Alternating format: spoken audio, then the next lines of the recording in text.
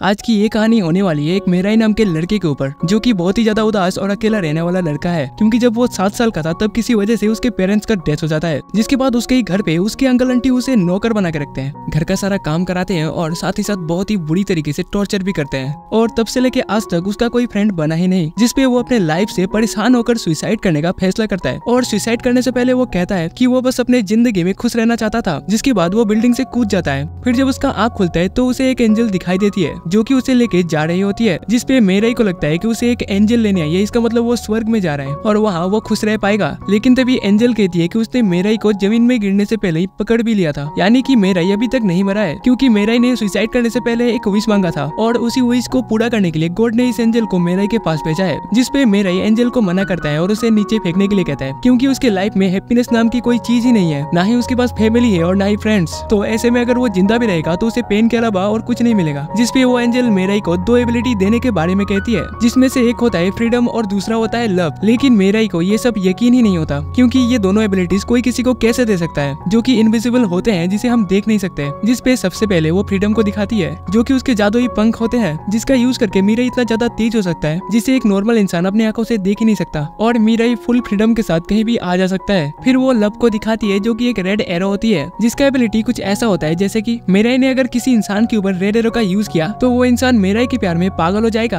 जिसके बाद वो एंजल मेराई को इन दोनों में से कोई भी एक एबिलिटी को चूज करने के लिए कहती है, जिसपे मेराई कहता है कि उसे अगर दोनों एबिलिटी दिया जाए तो ही वो इसके बारे में सोचेगा। लेकिन वो एंजल मेराई को दोनों एबिलिटी देने के लिए राजी हो जाती है, क्योंकि ऑप्शन देना ये एंजल्स का ट्रेडिशन है जिसे वो निभाते हैं, और अगर किसी को दोनों चाहिए तो वो भी दिया जा सकता है। जिसके बाद वो एंजल मेराई को रिंग के रूप में एबिलिटीज देती है, जिसमें से गले वाला रिंग फ्रीडम का होता है और हाथ वाला एक रिंग लव का होता है, और दूसरा जिसके बारे में आपको आगे पता चल जाएगा। और मजे की बात तो ये है कि इन एबिलिटीज को और कोई देख ही नहीं सकता। जिसके बाद मेराई फर्स्ट टाइम अपने विंग्स का यूज करता है और वो बहुत फास्ट होता है, फिर भी मेराई को अपने विंग्स को कंट्रोल करने में ज्यादा दिक्कत नहीं होती। और ऊपर का जो प्यारा व्यू होता है ना, जिसे देख के मेराई कहता है कि उसने एक सपना देखा था जब वो हवा में उड़ रहा था, लेकिन आज वो सपना रियलिटी में बदल गया है। और ऊपर का प्यारा व्यू देख के उसकी आंखों से खुशी के आंसू आने लगते हैं, क्योंकि उसने बहुत दिनों बाद फ्रीडम को फील किया था। और तभी मेराई को एक बिल्डिंग में 2 फ्लैग लगा हुआ दिखाई देता है, जिसमें 4 लीफ क्लोवर का मार्क बना हुआ था, जिसे देख के उसे अपनी पास्ट याद आती है, जब उसने यही 4 लीफ क्लोवर अपने बेस्ट फ्रेंड को दिया था, जिसे वो प्यार भी करता है।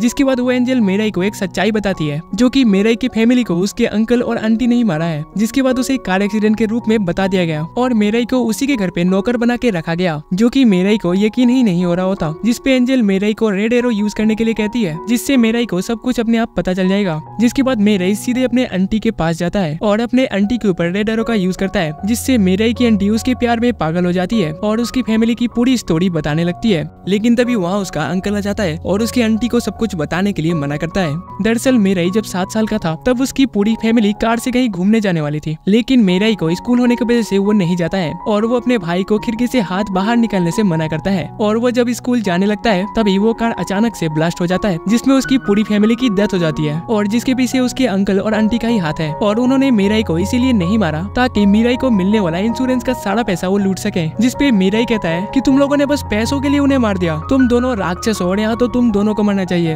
जिसे सुन के उसकी आंटी दुखी के रोने लगती है। फिर उसके अंकल को पीछे फेंक के अपने हाथ में चाकू ले लेती है और वो चाकू अपने गले में घुसा के खुद को मार लेती है। और उसने अपने आप को इसीलिए मारा क्योंकि मेराई ने उसके ऊपर रेड एरो का यूज किया था और उसे मरने के लिए कह दिया, यानी कि रेड एरो का यूज करके कोई भी किसी को मार सकता है। फिर मेराई देखता है कि एक एंजल आता है और उसकी आंटी की बॉडी से उसकी सोल को निकाल के ले जाता है, जिसे अपने आंखों के सामने होते हुए देख के मेराई बहुत ही ज्यादा डर जाता है।